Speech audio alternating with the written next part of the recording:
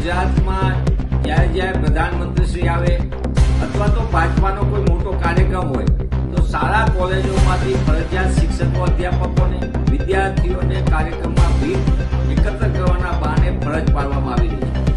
31મી તારીખે વડાપ્રધાન શ્રી આવી રહ્યા હોય ત્યારે સરકારી 16 ઇજનેરી કોલેજ અને 26 જેટલી સરકારી પોલિટેકનિકમાંથી વિદ્યાર્થીઓને ફરજિયાત લાવવાના, એની સંખ્યા સુનિશ્ચિત કરવામાં આવે, એની માટે અધ્યાપક સુનિશ્ચિત કરવામાં આવે, એમને ફરજ પાડવામાં આવી છે અને કમિશનર ટેકનિકલ એજ્યુકેશનને એનો આગોતરું આયોજન માટે દરેક કોલેજમાંથી 250થી લઈને 100 વિદ્યાર્થીઓ લાવવાની ફરજ પાડવાનો આદેશ જારી કર્યો।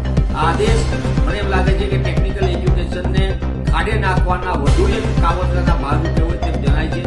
એક તરફ સરકારી ઇજનેરી કોલેજ અને પોલિટેકનિકની અંદર, ડિપ્લોમા કોલેજની અંદર 54% લઈને 64% સુધી અધ્યાપકોની જગ્યા લાંબા સમયથી ખાલી છે। વર્ગ 3-4ની 64% લઈને 74% જેટલી જગ્યાઓ ખાલી છે, એટલે કે લેબ આસિસ્ટન્ટ ન હોય, લાઇબ્રેરિયન ન હોય, અન્ય વૈકલ્પિક લેબોરેટરીના સપોર્ટિંગ સ્ટાફ ન હોય તો વિદ્યાર્થી કઈ રીતે પ્રેક્ટિકલ નોલેજ મેળવશે? ડિપ્લોમા અને ડિગ્રી ઇજનેરી કોલેજોમાં, સરકારી કોલેજોમાં લાંબા સમયથી અધ્યાપકો ન આપીને સામાન્ય અને મધ્યમ વર્ગના ઓછી ફીમાં ભણવા માટે જે લોકો છે, વિદ્યાર્થીઓ સારી કોલેજ સરકારીની દ્રષ્ટિએ આવવા માંગે છે, એમને અન્યાય થઈ રહ્યો છે।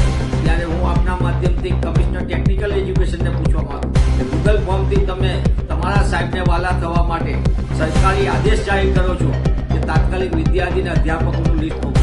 તમને લાંબા સમયથી મોકલેલા લિસ્ટ પ્રમાણે કેમ અધ્યાપકો આ કોલેજમાં ભરતી કરવામાં નથી આવતા? વર્ગ 3-4ની ભરતી કેમ નથી કરવામાં આવતી? જો આ રીતે ચાલ્યું તો શું આ રીતે ભણશે ગુજરાત? શું આ રીતે ઇજનેરો બનશે ગુજરાતમાં?